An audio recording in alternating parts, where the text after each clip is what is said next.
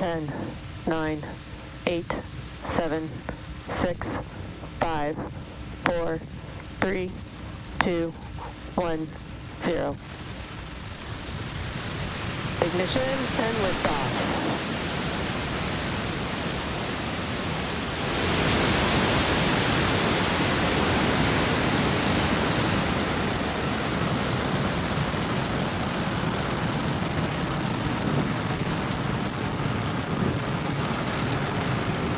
Vehicles pitching downrange.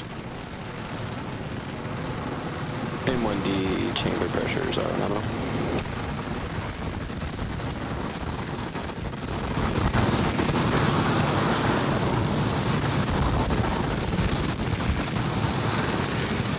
Seconds into flight, Falcon 9 successfully lifting off from pad 40 at Cape Canaveral Air Force Station, carrying those 60 Starlink satellites into orbit.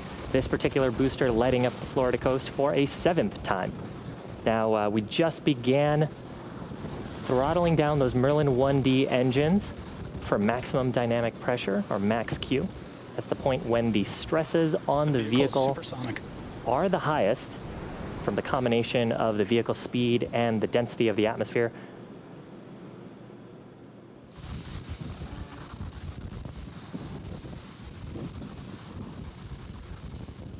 Max Q. And now that we're through the point of maximum dynamic pressure, the loads on the vehicle, the structural loads, are going to drop off as the density of the atmosphere continues to decrease. And Falcon 9 continuing to speed up. We're about a minute away from 3 events. First of those is main engine cutoff, or MECO. That's where we'll shut off those 9 Merlin 1D engines. You can actually see the plume expanding from them on your camera. We shut those down. Engine chill started. In preparation for stage separation. That's where the first and second stages will separate from each other. First stage continuing on a parabolic arc to make its way back to the drone ship, while the second stage continues on to the third event, second engine start number 1. We actually just heard the call out there for MVAC chill-in beginning. So during that third event, second engine start 1, we'll ignite the Merlin vacuum engine that'll propel the second stage along with the Starlink satellites into an elliptical orbit. And we chill in those turbo pumps with liquid oxygen just to get them ready for ignition.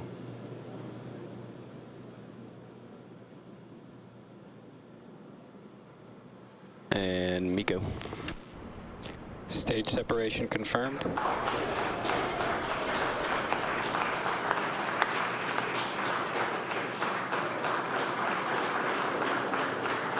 Left-hand side of your screen. Ignition. First stage separating, second stage ignition. Love that green glow from the T-tab ignition.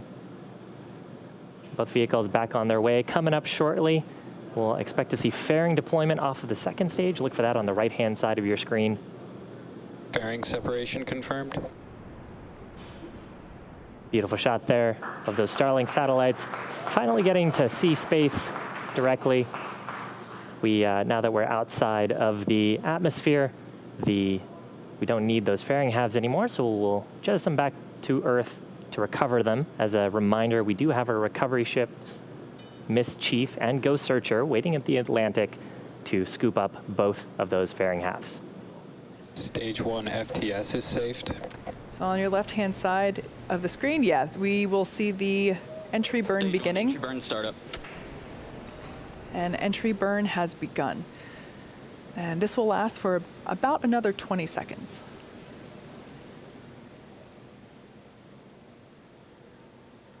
Again, this is the first of 2 maneuvers that the first stage will perform tonight. Stage 1, entry burn shutdown. And shutdown of the first stage entry burn. So everything's continuing to look good there on the second stage. The Stage 2 MVAC terminal guidance. MVAC engine has begun to throttle Stage down. 1, landing burn startup. There we heard the call out that landing burn has begun, so we should see that come into the screen here just momentarily. Stage 2 FTS is saved. Stage 1, landing leg deploy. Landing legs have deployed. Here it comes.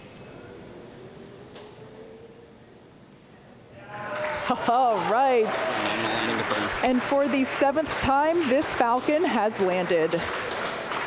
This marks our 61st successful recovery of a Falcon 9 first stage. And we have Seco. And as the smoke clears, we can get a good view there. And we just heard the call out that we had Seco 1, or second engine cut off 1. Welcome back to our webcast for our Starlink launch today. Now, if you're just joining us, we had a successful liftoff at 9:13 p.m. Eastern Time, successfully recovered our first stage for the 7th time. That's a first time for us. And you're currently looking at a live view of the second stage in a nominal orbit around planet Earth. We're coming up on deployment of the Starlink satellites. You can see the stack of those on your screen in just about 10 seconds. Now, over the course of the break, we began spinning the second stage along its central axis. That's to give those Starlink satellites a little bit of momentum upon separation.